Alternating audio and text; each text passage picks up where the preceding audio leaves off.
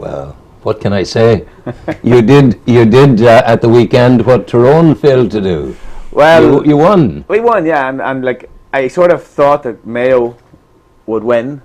Didn't really see the match, but I also knew that Caircroppin would win, Rowan. and to be truthful, on Saturday night at the training, I said to the Lorraine and Fionnuala, the body language told me a whole lot, and we're watching the training, and the girls were relaxed.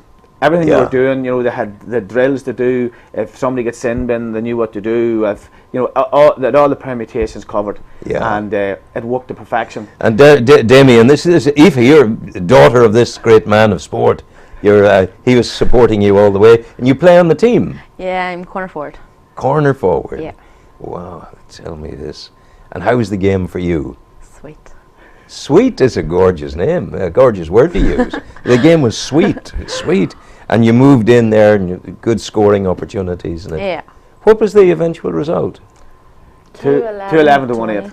That's all right. It was tight enough game. Well, it wasn't really, Rowan. Right up till about maybe 10 minutes from the end, we were in total control, and then with a wee speed bump, our midfielder was injured. She had to go into full forward, and Clonard then got a penalty, and it was dubious enough penalty. Yeah. Scored, and that put a couple of points between it. But the important thing was, after they scored the penalty, we moved up the field and we got a point, and then we moved up the field and we got a goal. So we moved on, and that was a statement in itself. Were you? It's not. You're a younger looking Mickey Hart, but were you at the sideline, sort of jumping up and down and making your demands? No, because you were kept quiet. These ladies here tell you to go away. No, I was actually doing a video for the Armagh Ladies County Board. I done 3 games yesterday, Rowan. So busy day. But you try to stay neutral when your own team's playing, and you try to really. Your own daughter's playing. You try to stay neutral, but Caircroppin were the best team by a mile. Yeah. And it was great because What made them best? Well, in your view, they have the ability, and all that was missing from Caircroppin this last while has been the belief that there's good or better than Clonard. And then there was 2 new girls brought in 5 weeks ago, Lorraine McCaffrey and Fionnuala McInhamley, and they played and coached Armagh years ago, and they brought all their expertise in. And Fionnuala she's a sort of a psychologist in her job, and they're only sort of getting to know how the girl, what makes them all tick. But in that short space of time, they have identified a lot of traits of the girls, and they set that to the good stead yesterday evening. And as was said of one of the teams on Sunday, the development of individual skill sets, your skill brought to the pinnacle, yours to the pinnacle, yours, everyone bringing his, or in your case her, set of skills to the table, perfecting those skills, and then it's a total board of skill coming in to make the skillful team. Is that the way it felt in your training? Yeah, well, individually we have some amazing players like Caroline O'Hanlon, Marion McGuinness, Caitlin Malone. Like Marion actually got player of the match yesterday, and just individually, and then as a team, we just all, this year especially, we've all got it right. Yeah. Where did your playing career start? I find it, I'm very old-fashioned, the notion of women's football comes a little bit strange to me. I'm willing to be persuaded otherwise. I played for the boys up till under 12. Oh, sorry, I beg your pardon. You played for the boys? Yeah. That's amazing. Now, back then, the girls could play up until they were 14, and actually Aoife played under 14s because we played Shane O'Neill's. Remember that match in White Cross, and we played the local Shane O'Neill's in a final, and Aoife scored. She scored a cracking goal. It was a tight wee match, and the goal gave us the breathing space, and then we went on and moved on and won the match comfortably. But when girls are playing against boys, and girls get they get the better of the market, the boys can't handle it. But we had 2 or 3 great girls playing, Shannon and Rhea and that. But the other lads protect the girls, Yeah. But it would also seem to me, Damien, surely that at a certain point, the physicality of the boys begins to dominate the girls. But now they're not allowed. I think they can only play up as far as 12. Under 14s they're not allowed to do anymore. So that was Aoife's introduction to competitive football, and it was great because the girls that played along with the boys, they have come to the fore in the senior ladies team. I suppose I could be asking a question of you, and I might ask a similar question, my own kith and kin, Mickey McCartan. But I mean, I could ask you this question: did you ever have any choice? Would he have let you not play football? No. He Never. would not have let you not play football. Never. But it's not about that. You know, they've been in the football field since they were like babies, 7. right? Like babies, and it's a progression. You know, like yes, you want them to play football, but if they don't want to play it and they don't enjoy it, there's no point. No. But they enjoy it, and you know, they're good at it, which is a bonus. And yesterday, your analogy of how the team performed yesterday, that was a perfect description, because it was the sum of all the parts coming together at the right time. Like we played Silverbridge a week ago, and Silverbridge destroyed us in the field. They beat us off the field. You know, it was the first time, but that was a league match, and we weren't really too worried about it. We had a challenge match after that, great challenge match. We won it, and that set us up nicely for last night. And the girls went out, and it's a very proud moment for Carrickcruppen, because it's a senior county title. Yeah. So it was great. And when was the last time you had the senior county title? 3 years ago. First We beat time we Clonard, ever won. and then Is this your second medal then? Yeah. Wow, twice too. You've done it twice. yeah. Same position? Yeah. Yeah. Okay. Same position. Yeah.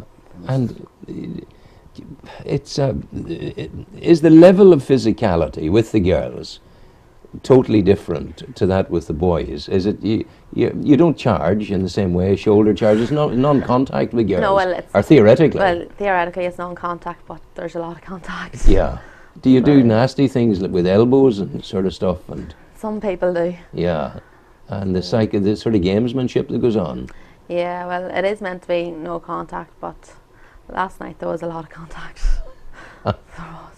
and there was the odd elbow and what You're have you. sore today as a consequence. Damien, why is football, GAA, your religion?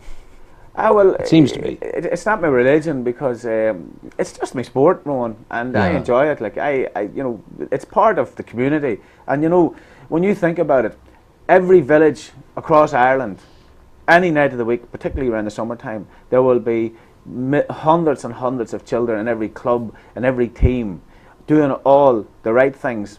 You know, they're off the streets, they're learning good things, they're learning how to be a team player, they're learning what it means to be a member of the club and how to respect your club, how to respect elders. All that goes right across the country. And there's a thing about the government, and we've all this thing, we heard Cameron talking about the big society and all that stuff. The bottom line is the GAA deliver that. And unfortunately, the way things are going at the minute, everybody is struggling for money. And I would nearly contend that the government should be actually paying the sports clubs to do this, because what the sports clubs are doing, whether it's Gaelic, soccer, rugby, hockey, whatever, they are supplying an outlet for the community, for the social good being of our youth. But you don't need it if you think of the 65,000 people at Croke Park on Sunday paying maybe 20, 30, maybe more euro each.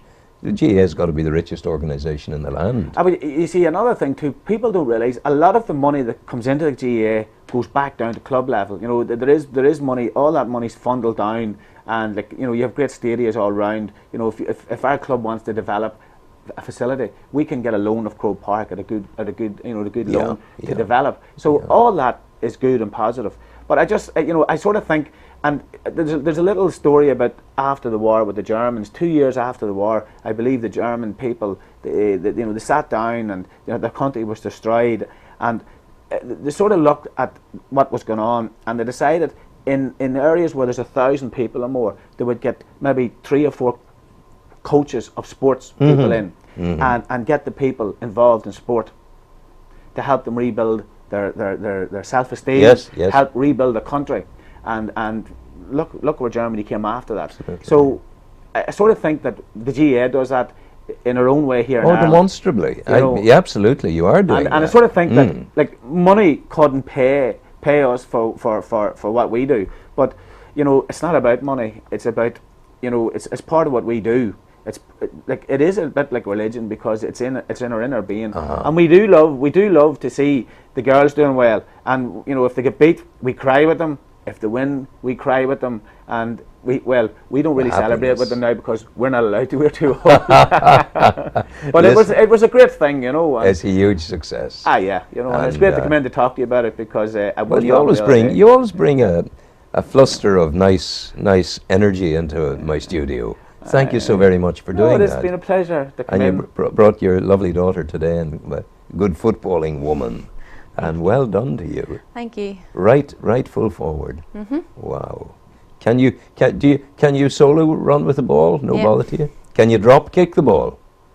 Yeah. You're not so sure about the drop kick. Well, all I can say, Rowan, the next time you pass a Gaelic field and you see a ladies' football match, just take yourself in and have a look at it. I And will. you know, like I know there's a lot of people out there that this thing about ladies' football. I can tell you, I mean, there was the skills that was to the fore yesterday. You know, and we mustn't forget that Shane O'Neill's won the junior championship yesterday. They beat Dorsey Emmets, and Cross McGlen drew with Grange. Now that match was dynamic right at the end, because Grange was up by 2 goals. The game was over, it was into injury time, and Cross McGlen scored 2 goals in the last couple of minutes of injury time. And I was doing the video for the county board, Rowan, and I was drained after it. I'd say but you were. It was brilliant, because we are sitting in the stand and you're watching the reaction of the Cross McGlen ones and the Grange ones. You know, the Cross McGlen ones were down. Then the first goal went in, you could see them. And the next thing when the last goal went in, it was Right. But Right. look, that's what finals do, and Is. it makes everybody feel good if you win. You know. Well done yesterday. Thank you. Take care. You Thanks too. for coming. Rowan, always a pleasure. God bless you. Go well. Take care. Thanking you.